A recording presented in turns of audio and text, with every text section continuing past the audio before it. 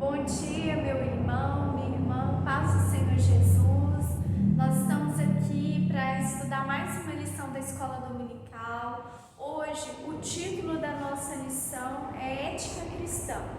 E pegue a sua Bíblia, sente num lugar aí silencioso e vamos estudar essa lição que está tão interessante. Mais precisamente, nós estudaremos o capítulo 5 do livro de Mateus. Vamos orar, entregando o nosso dia ao Senhor, essa lição, pedindo ao Senhor para abrir o nosso entendimento. Feche os seus olhos aí na sua casa. Senhor Deus, nós agradecemos ao Senhor por esse dia, louvamos o Teu nome pelo fôlego de vida que há em nós, nos nossos familiares. Senhor, clamamos a Ti, Espírito Santo, que o Senhor seja o nosso professor por excelência, que nós possamos aprender nessa manhã tudo que o Senhor deseja nos ensinar, Pai. Oramos em nome de Jesus. Amém. Amém, meus irmãos. Abra sua Bíblia em Mateus, no capítulo 5, versículo 1. É o Sermão do Monte, as bem-aventuranças. Como eu disse, a lição de hoje é ética cristã. Vamos ler o texto. Mateus capítulo 5, versículo 1. Diz assim: Vendo Jesus as multidões, subiu ao monte e, como se assentasse, aproximaram-se os seus discípulos, e ele passou a ensiná-los, dizendo: Bem-aventurados os humildes de espírito, porque deles é o reino dos céus. Bem-aventurados que choram, porque serão consolados. Bem-aventurados os mansos, porque herdarão a terra. Bem-aventurados que têm fome e sede de justiça, porque serão fartos.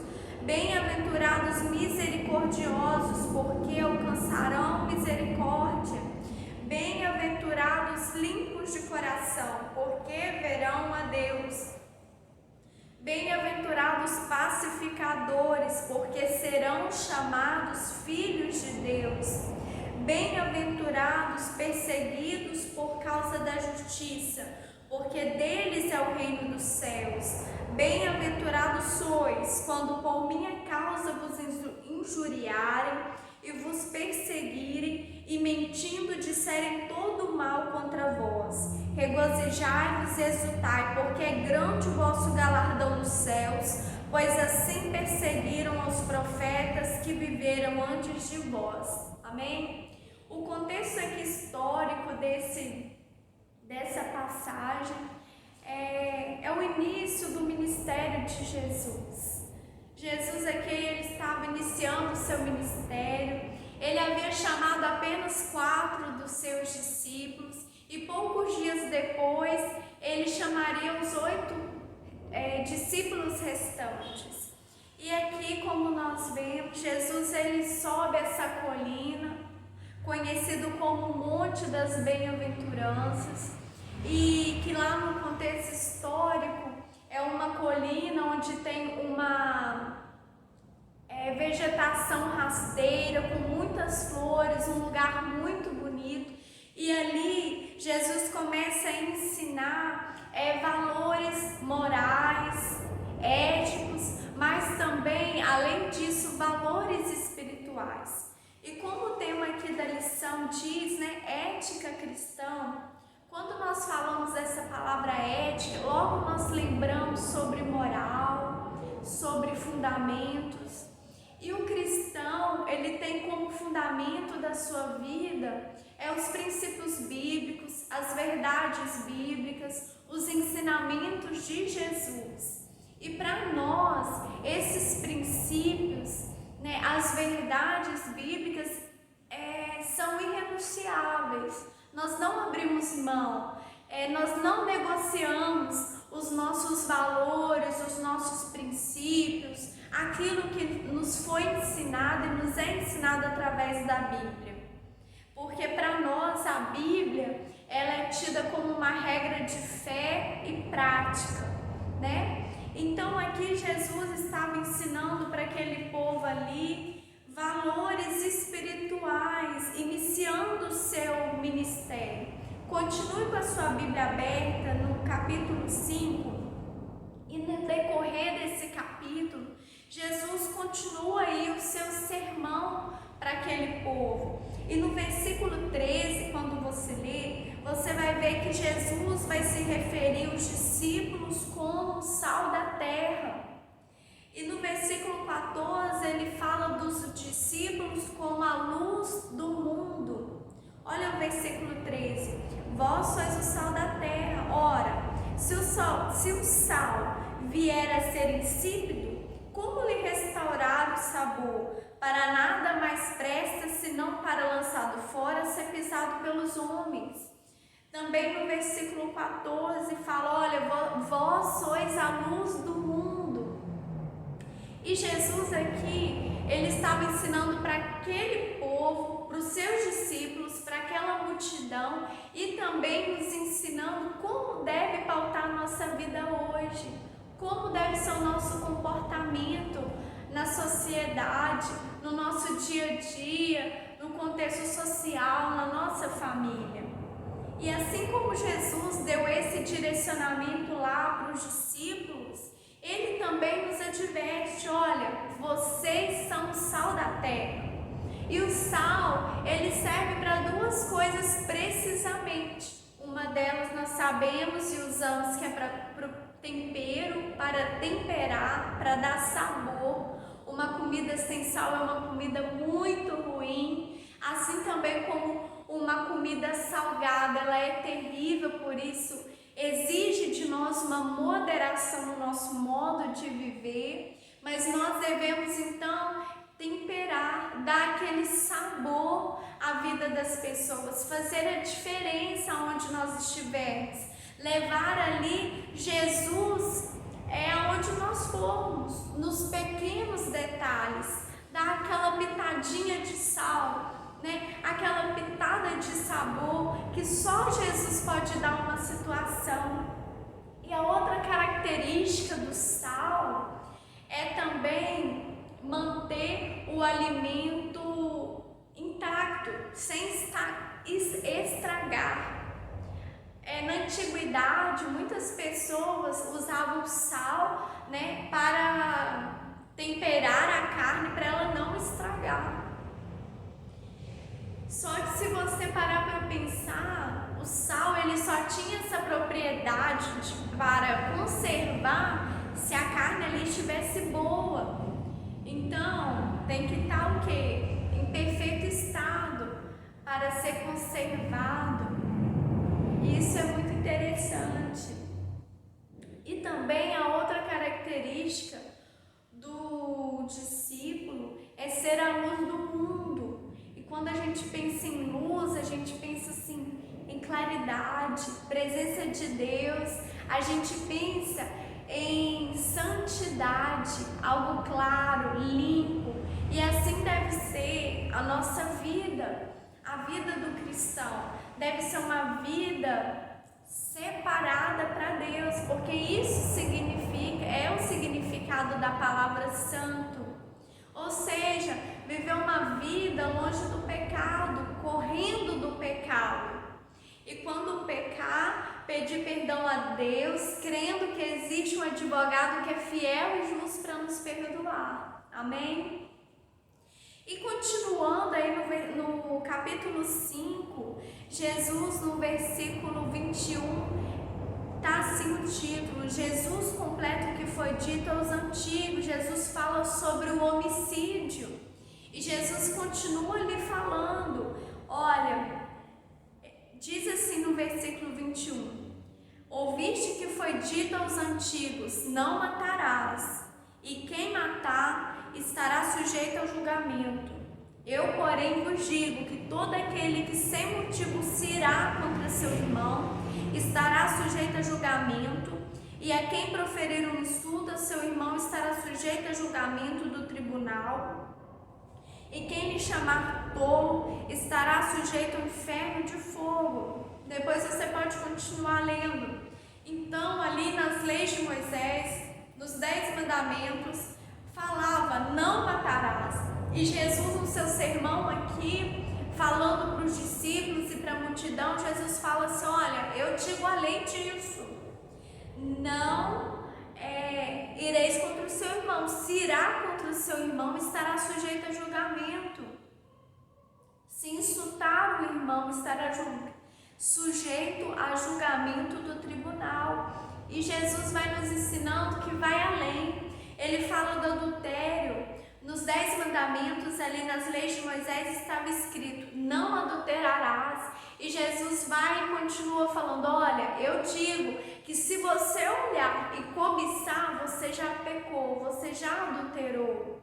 E ele vai ensinando que às vezes as pessoas pensavam assim: eu não matei, então tá tudo ok, a minha vida está ok. Mas Jesus estava ensinando que vai além, que não precisava matar para estar pecando, bastava desejar o mal, bastava pensar e aquilo já estava consumado, que é no caso do adultério. Jesus continua também aí no versículo 33 e fala dos juramentos, e ele fala: olha, também ouviste que foi dito aos antigos: não jurarás falso, mas cumprirás rigorosamente para com o Senhor os seus mandamentos.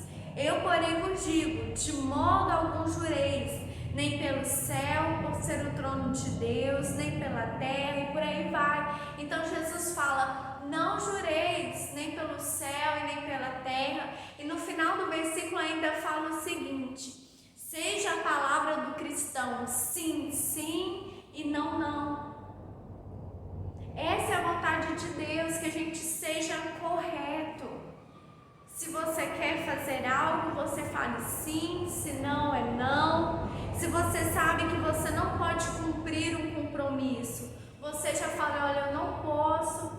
Muitas pessoas sabem que não pode cumprir determinada tarefa e lá colocam o seu nome, falam que vão fazer, mas no fundo já sabe que não vão poder cumprir com aquele compromisso. Isso está errado, porque a Bíblia fala que a palavra do cristão tem que ser sim, sim e não, não. É o mesmo caso quando você compra algo. Se você sabe que você não terá condição de pagar, de arcar com aquela dívida, não posso comprar, não posso.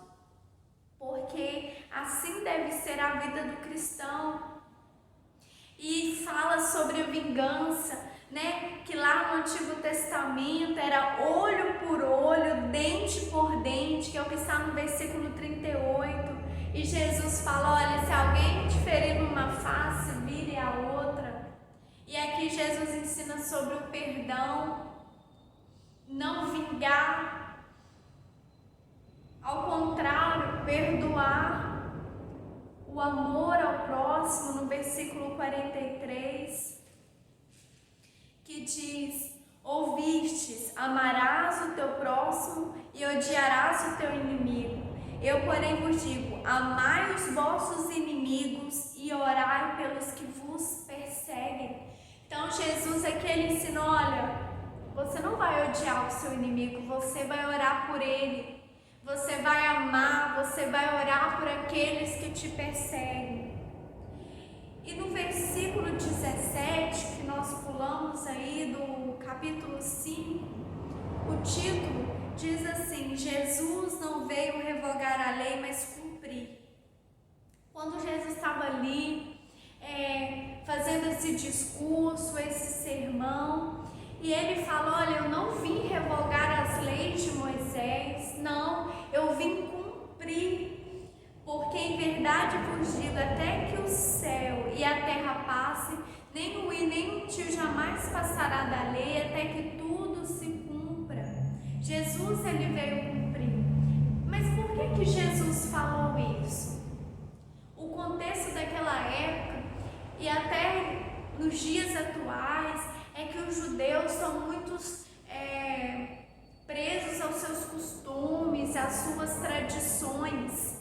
E Jesus estava querendo ensinar para eles, além da tradição, algo espiritual, algo que deveria ser colocado em prática na vida deles e também na nossa vida hoje.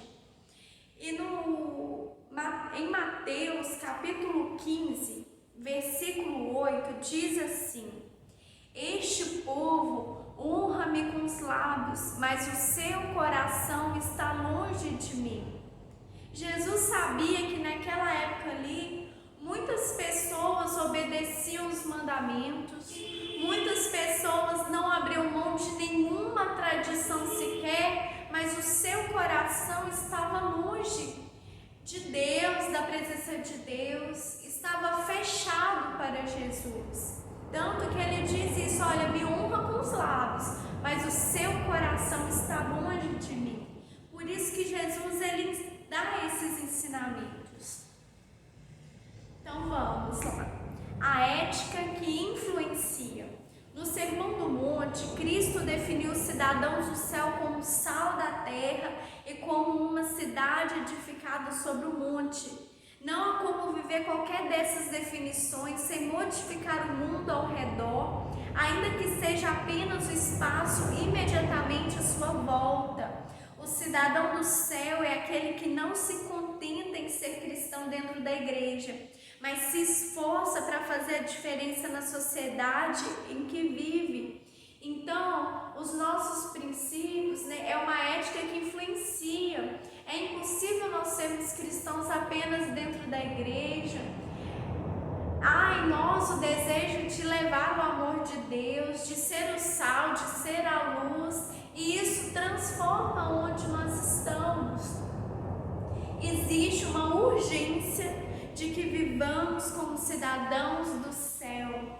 Temos urgência em alcançar um mundo que está necessitado, não apenas de exemplos, mas de ações efetivas e transformadoras, baseadas na ética do reino.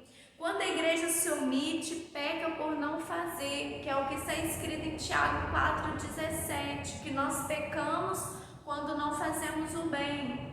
Em nossa omissão, abrimos espaço para que os pregadores de Satanás destilem seu veneno pós-moderno e relativista. Caso a igreja se omita, veremos nossos próprios filhos defendendo uma ética deturpada, filosofias mundanas e argumentos anticristãos. Então, é importância nós colocarmos a palavra de Deus no nosso coração, firmarmos os nossos pés ali na rocha, nos princípios bíblicos, nos ensinamentos de Cristo, e jamais abrir mão desses princípios. Porque quando nós abrimos mão, quando nós começamos a relativizar a Bíblia e as verdades bíblicas, corremos o risco de acontecer isso. Ver os próprios filhos defendendo uma ética deturpada, filosofias mundanas. Então, no seu lar, na sua casa, ensine as verdades bíblicas, ensine a Bíblia para o seu filho. Tenha esse costume de meditar na palavra do Senhor em casa.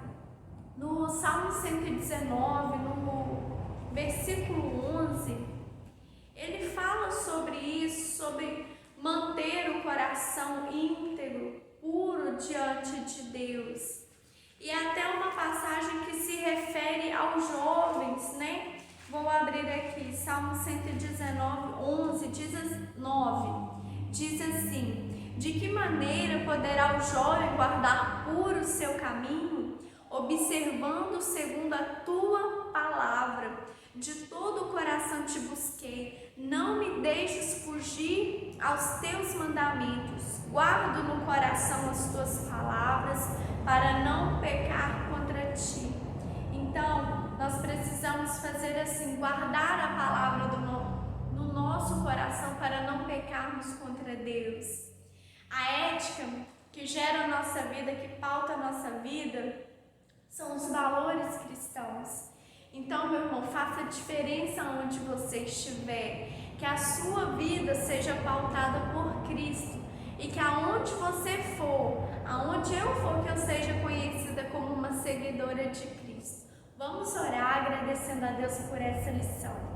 Senhor Deus, nós te agradecemos por essa lição, agradecemos ao Senhor por esse dia e por tudo aquilo que o Senhor tem feito em nossas vidas. Nos ensina, Deus, a fazer a diferença onde nós formos. Nos ensina, dá o sabor, nos ensina a ser a luz nesse mundo que está em trevas, Deus. Que nós possamos fazer a diferença e levar o Teu amor aonde nós formos. Oramos em nome de Jesus. Amém. Até o próximo.